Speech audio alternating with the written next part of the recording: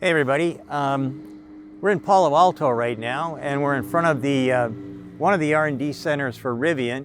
As you can see in back of me, there's plenty of Rivians here to look at. So today, what we're going to do is we're going to interview a few of their scientists here, and I'm also going to get a chance to talk to RJ. Stay tuned, it's going to be a lot of fun.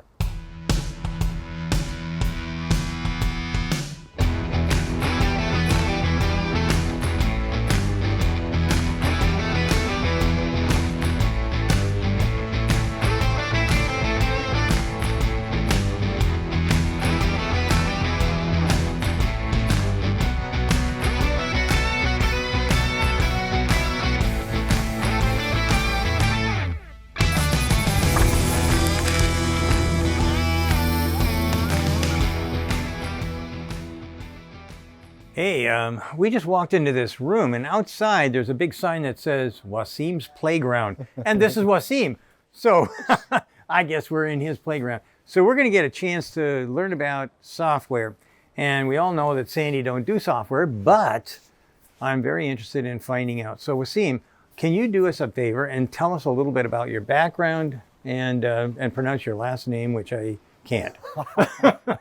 First of all, Sandy, welcome to Palo Alto. Thank you. We're really happy to have you today with us here. We'll show you what's happening behind the scenes and the magic of how we develop software, we develop electrical architectures. I've been at Rivian since 5 years, which is an eternity in Rivian years. I had the chance to create our architecture, build our team from the ground up. So we'll show you today how we develop the software, how we test the software, and some of the cool architecture changes that we have been working on. Excellent. Well, that's good. Can you give us a little bit on your background? Like where did you go to school, or what prompted you to get into software? Anything? Yeah. I've been in software my entire career since 20 years. I worked at Motorola when we were developing the Razr phone. At the time, I worked at semiconductor companies. I worked at NXP. I worked at Intel, developed big platforms for smartphones, for tablets. And it's really that platform approach and that scale which brought me to Rivian to bring that consumer knowledge into automotive. Excellent, excellent. So we're in your playground. I can see tail lights, and I can see headlights, and I can see a tremendous amount of whatever is going on back there, but no clue as to what is going on. Why don't you give us a little description of what I'm looking at? So, in layman terms. Maybe it's not as easy as it seems, but this is actually a Gen 1 car, and this is a Gen 2 car. And this is really some of the key systems that we use in our development. So at super high level, think about a modern car now as a number of computers which interact. And this is why software is becoming more and more important in how you develop a car and how you really push more and more features to customers. This is the types of systems that we use so that we have a predictable execution, meaning our developers, they can access this type of what we call system hill. So it's a hardware in the loop system. They can access it from everywhere in the planet. Either developers working here in Palo Alto, or our developers working in SoCal, or even some of our developers who are in Canada or in Europe. What this type of systems allows us to do, this is really focused on testing, if you want, the guts of the operating system. So to have a software stack which is able to do over-the-air updates, we need to have a very solid, modular, and scalable platform. This type of systems allows us to test the technology that goes into the over-the-air update platform, the diagnostics, which is extremely important because we need to be able to have visibility into everything which is happening on every single part on the vehicle. Security, we test the security protocol on such systems. We test what we call the bootloader, which is how each of the subsystems will interact with each other. Here you can see that this system, for example, what it's doing some back-to-back software update. So for us to be successful to deploy over-the-air updates to thousands or tens of thousands of vehicles, we need to test that basically in a 24/7 on such benches. And we actually have dozens of such benches in Northern California and then in Southern California. This is the Gen 1 systems. You will see that there's more ECUs in this system. We'll see them later on in what we call the lab car. And this is a Gen 2 system. And actually what the test which is going on right now is a test for the NFC card. In the way you can access our cars, you can do it through your mobile phone, you can do it through the key fob, but then you can also do it through the NFC card. And the NFC card, having that work on our cars is actually not that easy, because we need to do it in a way where the unlock is done with the lowest latency possible. And because our vehicles are always on, as the user approaches the vehicle, having the vehicle wake up is something which is technically complex. So what we do is we have this type of benches where we have it, one of the test sequence is we simulate the movement of the NFC card, and then we're able to measure what's the time which is taken for the unlock and how many successful unlocks we have in a series of, say, 1,000 unlocks every night. Wow. That's amazing. I've got a couple of questions. One, latency is a big deal with pretty much everything. Everybody's trying to figure out how to get to the quickest possible way of getting the job done. Analog and latency to me are like, they couldn't be farther apart. So my first question, I guess, is how do you make old-fashioned analog respond quicker? How do you do that?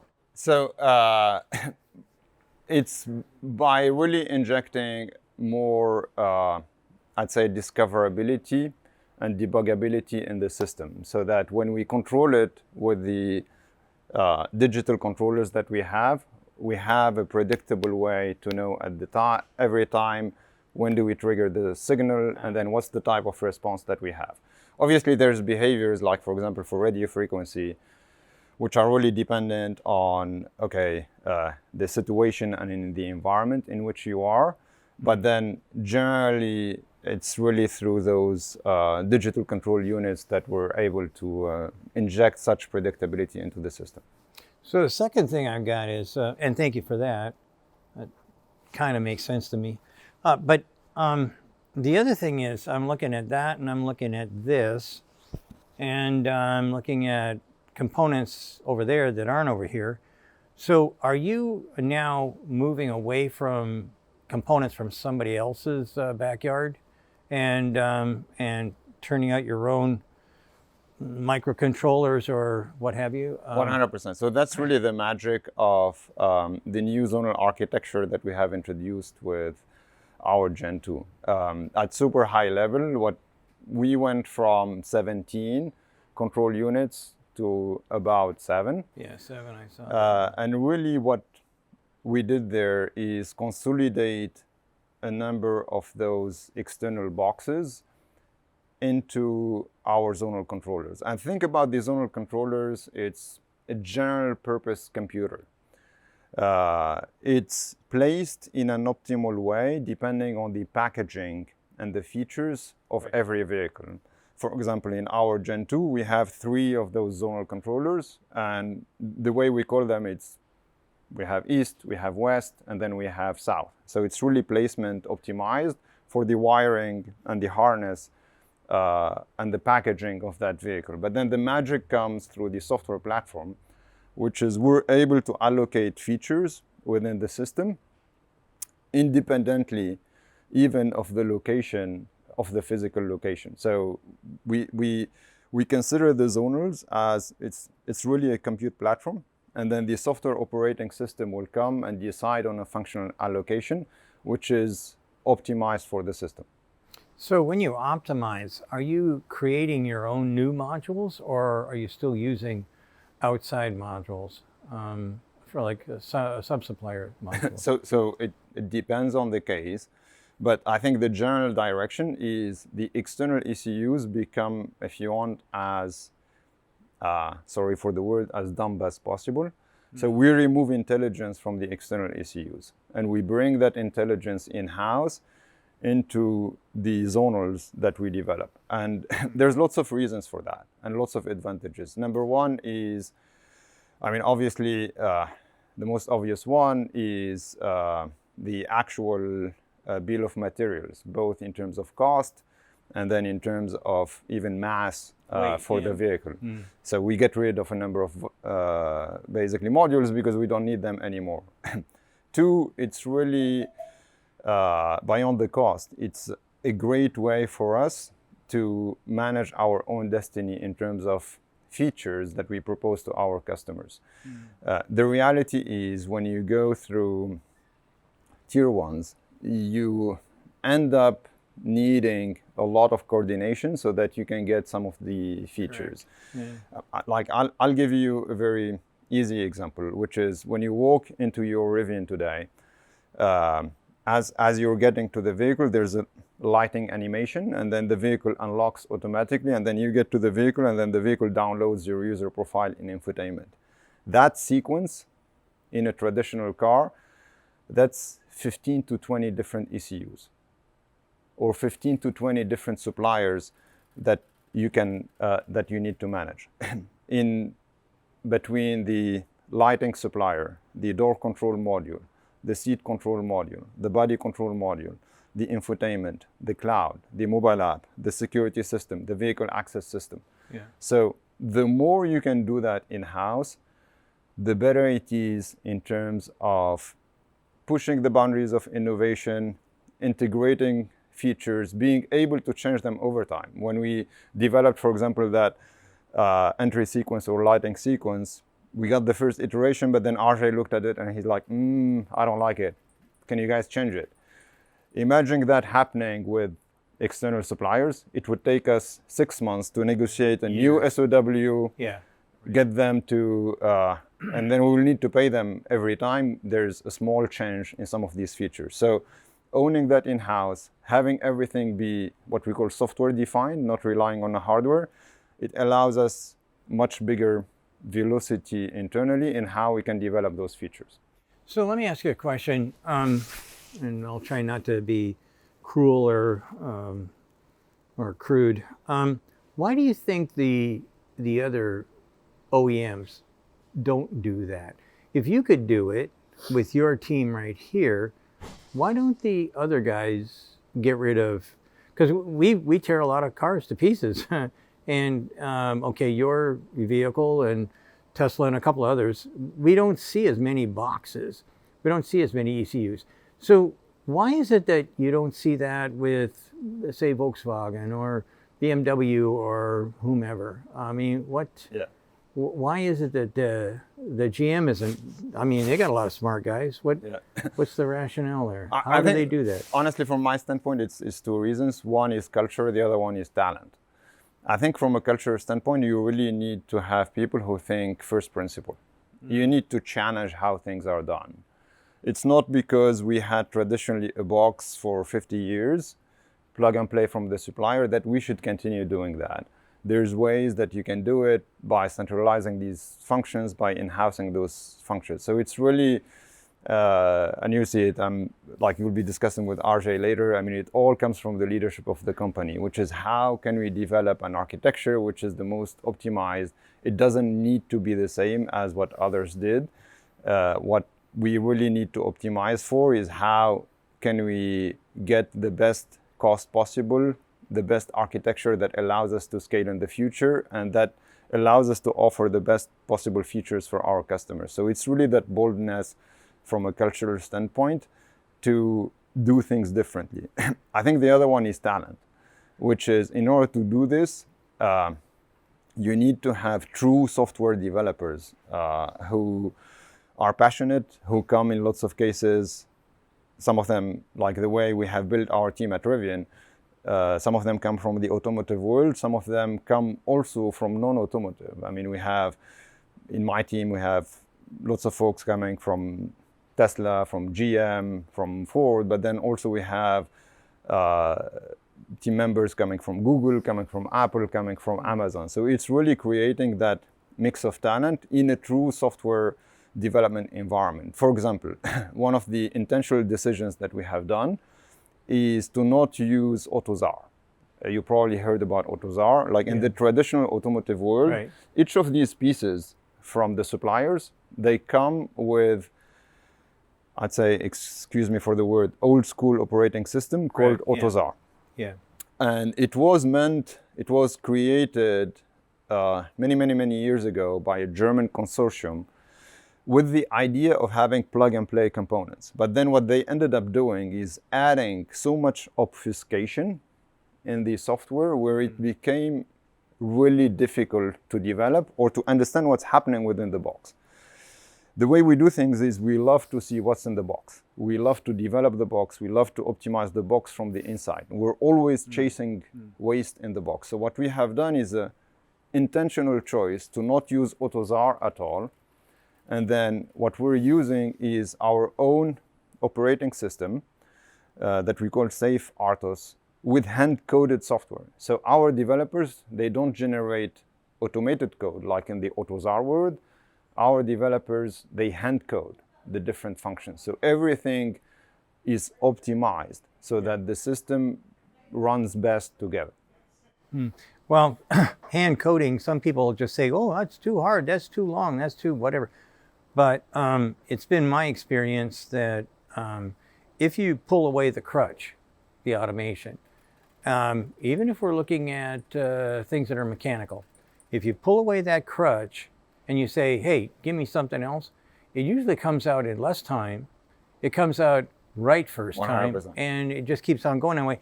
And what you wind up, what I've seen, okay, and I am definitely not electronics or software kind of guy, but at the end of the day, I have gone through and we have looked at things that are not maybe in my normal realm of business, but certainly something that I can understand when somebody starts pointing things out and we go, well, wait a minute, why is this chip here? Oh, it's because this might happen or that might happen. We're not going to have that happen. What happens if the chip comes out? What happens to the rest of the circuit? On and on and on. Next thing you know, you're staring at a breadboard that's got 5 chips left on it, and you're going, why are we paying all that when this will do the job and we can create the software? Well, yeah, but we're going to have to hand code it. How long is that going to? Oh, years. Really? How long is it going to take? And then you talk to a software guy. Oh, well, I think I can get it done. And I will tell you, I truly believe this. How do you tell when a software engineer is lying? His lips move. That's I'm surprised you never heard that before. But anyway, so if he says, oh, I can get that done in 5 weeks, I'm going to say, probably 10 weeks. Okay, but 10 weeks is not 6 months. And that's kind of like where I like to see people move in their own direction as opposed to something that looks like that, which we see plenty of boxes like that when we start looking at conventional OEM kind of trying to attack this kind of stuff. And they will drop back to what they know, and what they don't know is, hey, hand coding? Oh, I don't, that sounds like, they start looking for garlic or whatever and stuff to hang around their neck. Exactly. But, yeah. I call that 100%. I call that software craftsmanship, Yeah. which is really the art of doing great software. And then, as you said, you add automation to it. Like, this is the type of environments that allows you, after you hand code, then you have a much more predictable execution. Every time you change a line of code, you have it go through a battery of tests, not just functional tests, but then non-functional tests. You stress all the conditions of the system so that you can predict what will happen in real life. Well, with mechanical stuff that I usually work on, I've got a bunch of tricks to try and get rid of parts. I want to have as few number of parts as possible, because as the part count drops, my quality is going to go up, my cost is going to go down. easier for the operator, on and on. When I look at code, especially when I can't talk about the company, but anyways, so they said, this is what we started off with. And they're showing me, I don't know, a stack of paper about that high, and this is what we wound up with. And I look at that and I look at this, well, why is that so much different than this little, oh, well, when you go through the magic and you get rid of the extra parts and all this other stuff, then all of a sudden it makes it easier to code. How long did it take? Oh, it took 10 weeks. How long did that take? 100 years. Well, I don't know. I really don't know when Czar came out. So I don't know about that, but I do know about less code also makes it less costly, probably faster. When we talked about latency, software definitely moves quick, no question about it, but everything that I want in the way of edge connecting and things like that, all that can be made a lot simpler if I don't look at a big aluminum box like that and I look at this over here and I don't see a whole bunch of boxes. This is brilliant. And yet I keep hearing all this stuff about, well, we can't possibly do that because the supplier blah blah blah. Yeah. And I don't get it. It's really vertical integration, remove the middleware, exactly. Optimize for the system. And as you said, like I hear lots of companies talking about, oh, we have X million lines of software code, and they take that as like, this is great. Where in some cases it's not. Because as you said, best part is no part. Best software program is less codes, but having a more robust and a smarter way to develop the system. Yeah. So you were mentioning that you've got people that are coming from all kinds of different areas and arenas. In your estimation, when you hire these people, I know that in general there's no two people that are alike ever, but when you bring them in, which group or which, like the best guys, are they from something like Google, or are they is it Ford, or what group seems to be the quickest to adopt the new way of getting the job done? I think it really depends. I mean, there's no like general guideline, but obviously people coming from tech, they tend to be more open to first principle approaches. People coming from Google, Apple, Amazon, they are used to agile way of doing things, really a different culture, which is not a waterfall culture. At the same time, we also have a lot of respect and appreciation for really automotive companies, because there's things in automotive which are different to how you develop software for general tech. Everything related to functional safety, everything related to security, everything related to reliability. These are important considerations that we want to culturally keep, so that we really have that right balance between moving fast, iterating, have a vertical integration, but then at the same time have a stable and then a safe system. So it's kind of a collaboration. It's a collaboration. Yeah, it's really a good mix of cultures, where what we ask our developers and our engineers is we need to come up with the Rivian answer, and the Rivian answer doesn't need to be what company XYZ have as an answer. It's really think about it from first principles. How can you best do it for the customer, and then how do you best do it for the company? So I usually say that whenever I'm talking to people, I say that Tesla's probably about 5 years ahead of pretty much everybody else if you're a traditional OEM. Where do you think you are? Are you in that same 5 years ahead of everybody else kind of category, or? In terms of the everything related to zonal architecture, vehicle controls, infotainment stack, I think we're absolutely in like that ballpark of being ahead of competition.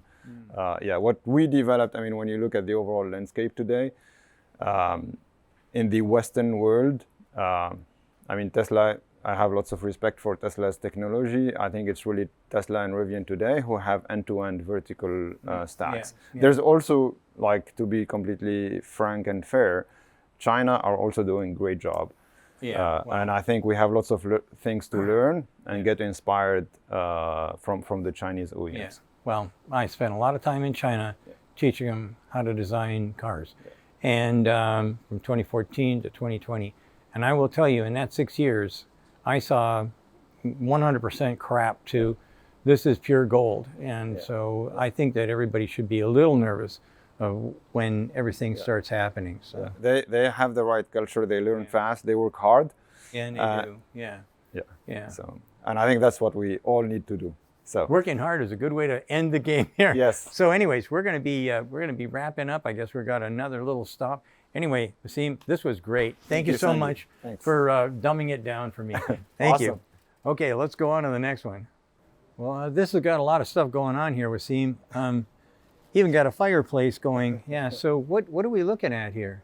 So this is another type of development and automation test benches that we have. This is focused on the infotainment system. Sandy, you see here some of the really screens that we love in the vehicle. Our design team did a fantastic job with Camp Mode. You see here our cell shading UI.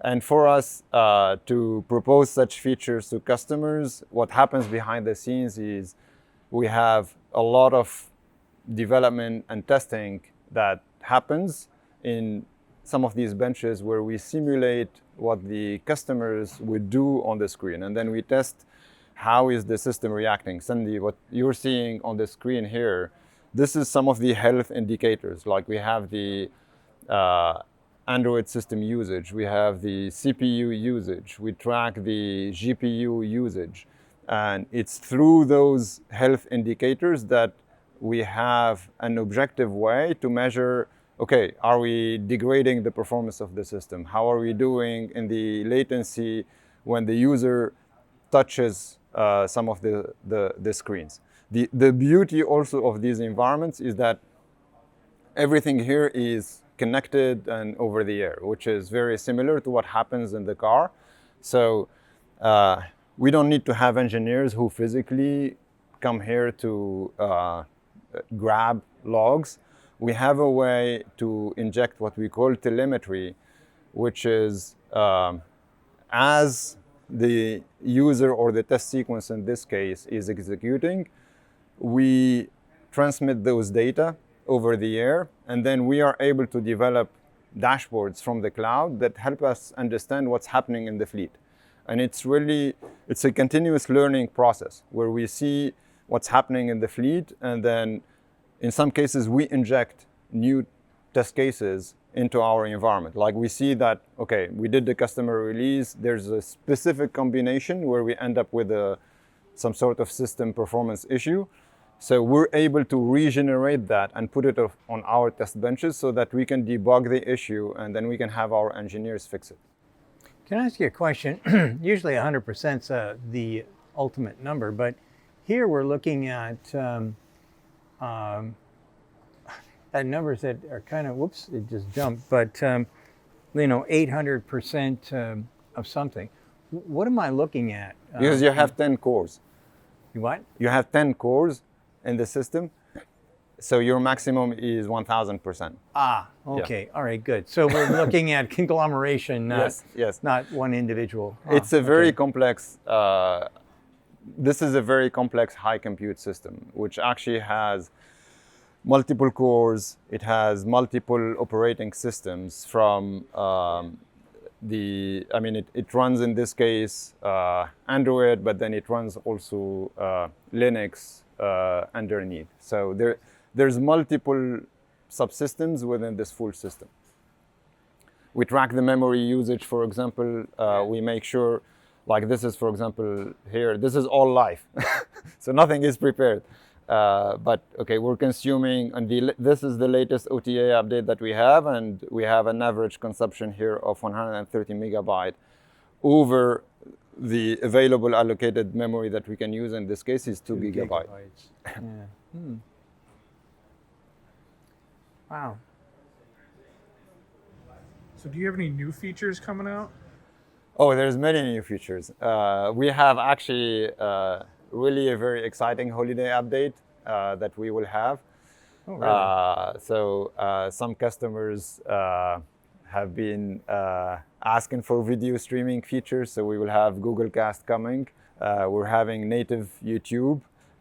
Also, this is a scoop with you, Sandy. We'll have Sirius XM as well really? in this update. And then we'll have many other features for Gen 2 coming as well with this release.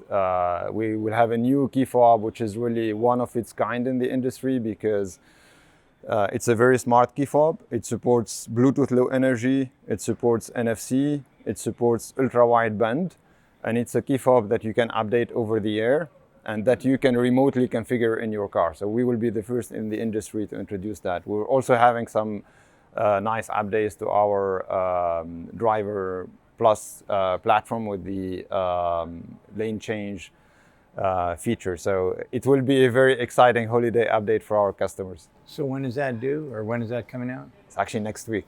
Next week. Well, there you go. Now Eric's going to have to work all weekend to try to get that. So Eric, get that up. you're under pressure now to get it before the weekend. Yeah. Well, this is really exciting. This is really very interesting. I've got a question for you. I've had something I've wanted to do, I've wanted to see somebody do forever. Why doesn't the car recognize my face or my eyes when I'm walking up and open up and get ready for me? We thought about such feature. Ideally, it does it through the external cameras, through face recognition. Yeah. The challenge is the rate of false positives and really having the right calibration for those features. But to your point, it's one of the features that we're thinking about for the next generations. In China, by the way, they do it. I know, that's why I'm saying it, because it's going to come down, and then everybody's going to say, oh, well, we didn't think of that. And so at least you're thinking about it. So that's good. Yeah. That's good. That's excellent. Awesome. Oh, it's a good deal. Well, let's move on. All right. Yeah.